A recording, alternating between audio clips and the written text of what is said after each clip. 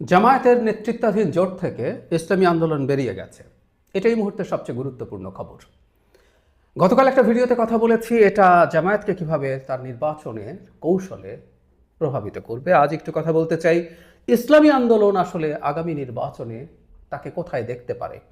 নানান রকম প্রশ্ন আছে, কেউ কেউ এটাও বলার চেষ্টা করছেন যে বিএনপির কি তাকে কিছু ছাড় দিয়ে তার জোটে ঢুকিয়ে নেওয়া উচিত হবে কিনা, বা 2001 সালের একটা স্মৃতিও কেউ কেউ ফিরিয়ে আনার চেষ্টা করছেন, সেটা নিয়ে কথা বলতে চাই। এবং 2001 সালে তারা যা করেছিলেন সেটা করা এবার তাদের পক্ষে সম্ভব হবে কিনা। এখন পর্যন্ত তথ্য হচ্ছে তারা গতকালের আগের দিন যখন ঘোষণা করেছেন এই জোটে নেই, তখন তারা এককভাবে নির্বাচন করবেন বলে জানিয়েছেন এবং তারা কতগুলো সিটে ক্যান্ডিডেট দেবেন, যেগুলো দেয়া আছে সেটা তারা জানিয়েছেন। প্রথম বিএনপির কথা বলি, বিএনপির কি উচিত হবে ইসলামী আন্দোলনকে সাথে নেওয়া? জোটের রাজনীতি বলে যখন কোনো একটা জোটের উপর বিক্ষুব্ধ হয়ে একটা রাজনৈতিক দল বেরিয়ে আসে তাকে তার সাথে নেওয়াটা টেকনিক্যালি খারাপ না। এখন প্রশ্ন হচ্ছে বিএনপি একটা মধ্যপন্থী দল, ইসলামী আন্দোলন একেবারে ইসলামী শরিয়া কায়েম চাই এই ধরনের দল, এবং জামাতের কাছ থেকে বেরিয়ে আসার ক্ষেত্রে তারা এই আওয়াজটাই প্রমিনেন্টলি সামনে এনেছে। তাহলে একটা মধ্যপন্থী দলের কি একটা ইসলামী দলকে সাথে নেওয়া সম্ভব, এই ধরনের ইসলামী দল?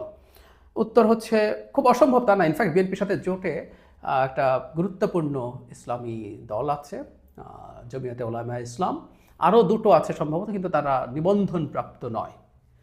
তো ফলে বিএনপি নেয়নি তা না, ইসলামী আন্দোলনকে নেওয়া যাবে না ব্যাপারটা এইরকম না, কিন্তু এখানে আমার মনে হয় নেওয়াটা কোনোভাবেই উচিত হবে না, বিএনপির আসলে প্রয়োজন নেই।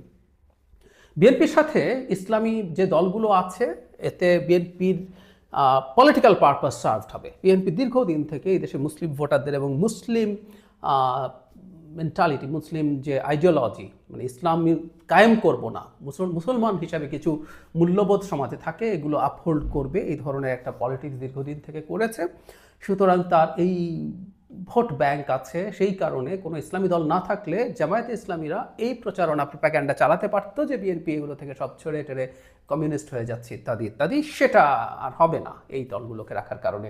সুতরাং পলিটিক্যাল কৌশল হিসাবে আমি বলছি ইসলামী আন্দোলনকে নিলে বিএনপির আসলে নতুন কোনো গেইন করার কিছুই নেই, বরং ক্ষতি আছে খানিকটা। কারণ সাম্প্রতিক সময়ে ইসলামী আন্দোলন যেভাবে অত্যন্ত উচ্চস্বরে শরিয়া কায়েমের কথা বলেছে, এটা নিয়ে তাদেরকে বিএনপি যদি তার সাথে নেয় তাহলে বাংলাদেশে অন্তত শরিয়া কায়েম হোক, এটা যারা চায় না, দেশের ভেতরে এবং দেশের বাইরের মানুষও থাকবে, তারা এটাকে বিএনপিকে ট্যাগ করার চেষ্টা করবে। সুতরাং বিএনপির লস হবে, কোনো সন্দেহ নেই। যদিও আমরা এটা নিশ্চিতভাবেই জানি ওই জোটের আর এই জোটের মধ্যে ডিফারেন্স হচ্ছে বিএনপির এই জোটের বিএনপি প্রধান দল এবং বিএনপি আসলে ক্ষমতায় যাবে, সাথে জোটের কিছু মানুষ যাবে। সুতরাং আর কে কি বললো সেটা আসলে ম্যাটার করে না। এই কথাটা আমি দীর্ঘদিন বলেছি। এনসিপি যখন বলছিল বিএনপিও তো জামায়াতকে নিয়েছিল, আমি বললাম হ্যাঁ, বিএনপি জামায়াতকে নিয়েছিল আর এনসিপি জামায়াতের সাথে গেছে। সুতরাং জামাত যদি জিতে যায় তার চিন্তাই এখানে আসলে ফাইনালি ইমপ্লিমেন্টেড হবে, ইসলামী আন্দোলন গেলেও সেটা হতো। সো বিএনপির আমার মনে হয় দরকার নেই, বরং ইসলামী আন্দোলন বাইরে আলাদাভাবে নির্বাচন করবে, এটা বিএনপির জন্য খুবই কমফোর্টেবল। কারণ তারা মূলত ভাগ বসাবে জামাতের ভোট বাক্সে। তারা যেটা বলছিলেন যে ইসলামী মূল্যবোধের সব ভোট একই বাক্সে যাবে, সেটা এখন আরেকটা বাক্স তৈরি হলো। সুতরাং বিএনপির জন্য ভালো। একই সাথে গতকাল ভিডিওতে বলেছি জামাতের এই শরিয়া থেকে সরে যাওয়া এবং এতে যে জামাতের ইসলাম বিচ্যুতি, যদিও সে ইসলামের নামে রাজনীতি করে, এই ন্যারেটিভ ক্রমাগত ইসলামী আন্দোলন মাঠে রাখবে, এটা স্বাভাবিকভাবেই রাখবে। সেই রাখার কারণে যেটা হবে জামাতের ভোটে ক্ষতি হতে পারে। আর ওই যে প্যান ইসলামিক এক ধরনের চেষ্টা তারা করছিল, সব ইসলামী দল একসাথে আছে, সেটা সিনার্জিজম হওয়ার কথা ছিল, এখন সেটা তো কমবেই এবং আরও অনেক বেশি কমে যেতে পারে, মানুষের ইলুশন ভেঙে যেতে পারে। সো বিএনপির কোনো রকমেই কোনোভাবেই উচিত হবে না ইসলামী আন্দোলনকে তার সাথে নেওয়া, মানে তার কিছু আসনেও ছাড় দেওয়া। 2001 সালের যে স্মৃতিটার কথা বলছি, এটা একটা ইন্টারেস্টিং ক্যালকুলেশন হতে পারতো পলিটিক্সের ক্ষেত্রে, ভোটের ক্ষেত্রে, ভোটের রাজনীতিতে, কিন্তু এটা হওয়া কঠিন। সেটা হচ্ছে 2001 সালে ইসলামী জাতীয় ঐক্য ফ্রন্ট নামে একটা ফ্রন্ট তৈরি হয়েছিল। এখানে 3টা দল ছিল, 2টো বড় দল, 3টা, মোট 5টা দল ছিল আসলে। জাতীয় পার্টি, এর সাথে যে জাতীয় পার্টি, ইসলামী শাসনতন্ত্র আন্দোলন, এটা বর্তমানে ইসলামী আন্দোলন বাংলাদেশ, মানে আমরা হাত পাখা যেটা বেরিয়ে গেছে, এটা আর 3টা ছোট দল ছিল।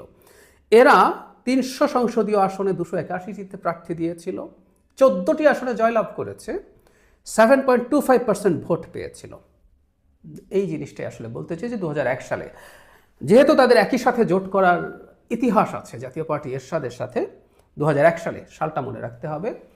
এখন এই পর্যায়ে এসে জাতীয় পার্টির সাথে একটা জোট করা তাদের জন্য কি সম্ভব? হলে কিন্তু খুব ভালো হতো আমার মনে হয়, একটা ভালো জোট, এবং তারা ভালো ফাইট করতে পারতো জামাতের সাথে। মানে ফাইট এখন হচ্ছে আসলে দ্বিতীয় কে হবে সেটা নিয়ে।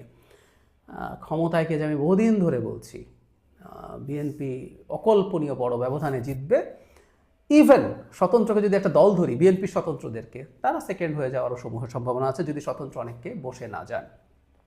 যাই হোক, এখন এই 2026-এর যে নির্বাচন, সেই নির্বাচনে আসলে জাতীয় পার্টির সাথে যাওয়ার ঝুঁকি নেওয়া ইসলামী আন্দোলনের জন্য কঠিন। কারণ হচ্ছে খুব বড় অংশের মানুষ এখনও জাতীয় পার্টির প্রতি যৌক্তিক কারণেই নেগেটিভ ধারণা রাখেন। তারা শেখ হাসিনার সাথে নির্বাচনে পার্টিসিপেট করে করে তারা তার সহযোগিতা পরিণত হয়েছেন। এই ধরনের ব্র্যান্ডিং আছে, ইসলামী আন্দোলনের বিরুদ্ধেও খানিকটা আছে। তারা লোকাল গভর্নমেন্ট অনেক ইলেকশনে পার্টিসিপেট করেছেন, কিন্তু ঘটনাচক্রে 24-এর ইলেকশনের আগে তাদের নায়েবে আমির বরিশাল সিটি কর্পোরেশন ইলেকশনে আহত হওয়ার পর তারা সব ইলেকশন থেকে উইথড্র করেন। ফলে 24-এর নির্বাচনে তারা যাননি শুধু না, গণঅভ্যুত্থানেও তাদের গুরুত্বপূর্ণ ভূমিকা আছে। ফলে ইসলামী আন্দোলনের জন্য আসলে এটা সোজা না জাতীয় পার্টির সাথে জোট করা, কিন্তু আমার মনে হয় তারা এই ধরনের একটা আলাপ আলোচনা করে দেখতে পারেন। আমাদের একটা কথা মনে রাখতে হবে, জাতীয় পার্টি নিষিদ্ধ দল নয়, জাতীয় পার্টির কর্মসূচি আওয়ামী লীগের মতো নিষিদ্ধ নয়। সুতরাং জাতীয় পার্টি নির্বাচনে থাকতে হবে, থাকবে, এবং যথেষ্ট নিরাপত্তা যদি জাতীয় পার্টিকে দেওয়া হয়, দিতে হবে আসলে সরকার এবং নির্বাচন কমিশনের এই ব্যাপারে সতর্ক থাকতে হবে। তাহলে এই জোট যদি হয়, এই জোট দ্বিতীয় স্থানের কম্পিটিশন করার সম্ভাবনা আছে, এটা উড়িয়ে দেওয়া যাবে না। কারণ জাতীয় পার্টি আওয়ামী লীগ না, জাতীয় পার্টি সহযোগী। আওয়ামী লীগের মানে এই রক্তাক্ত গণঅভ্যুত্থানের মূল দায় যেভাবে আওয়ামী লীগ যেভাবে তার মানে দেশের জনগণকে যেভাবে দমন পীড়ন করে হত্যা করে ক্ষমতায় থাকতে চেয়েছিল, তারপরও তো আওয়ামী লীগের গুড পার্সেন্টেজ অফ পিপল তার ভোটার রয়েই গেছে। সুতরাং বাংলাদেশে এটা ধারণা করা যায় জাতীয় পার্টির তুলনায় সহযোগী। সুতরাং তার যে ভোটার বেইজ, সাথে আমি এটা বলতে চাই আওয়ামী লীগেরও ভোট যোগ হতে পারে। ফলে এটা একটা ভালো ডিল হওয়ার সম্ভাবনা আছে যথেষ্ট। আমার মনে হয় তারা ভেবে দেখতে পারেন, আমি জানি না তারা ভাবছেনও হয়তো। বাস্তবতা একটু টাফ, 2001-এর বাস্তবতা এখন নেই, কিন্তু হলে তারা একটা ফর্মিডেবল কিছু হবে। কারণ ইসলামী আন্দোলন একা নির্বাচন করলে খুব ভালো কিছু তারা করতে পারবেন নিজেদের জন্য, সেটার সম্ভাবনা খুব বেশি না। সেই কারণে তাদের এই ভাবার সম্ভাবনা উড়িয়েও যান। একই কথা প্রযোজ্য জাতীয় পার্টির ক্ষেত্রেও। কারণ জাতীয় পার্টি একটা সময় বিভিন্ন জায়গায় তাদের যে ধরনের শক্তি ছিল, পরবর্তীতে আওয়ামী লীগের সাথে থাকতে গিয়ে, ক্ষমতার ভাগিদার হতে গিয়ে, ওটা আসলে আর কোনোভাবেই পলিটিক্যাল পার্টি ছিল না। ওটা আসলে জাস্ট সুবিধা আদায় করতে চাওয়া কিছু লোকের একটা নেক্সাস ছিল, এর বেশি কিছু না।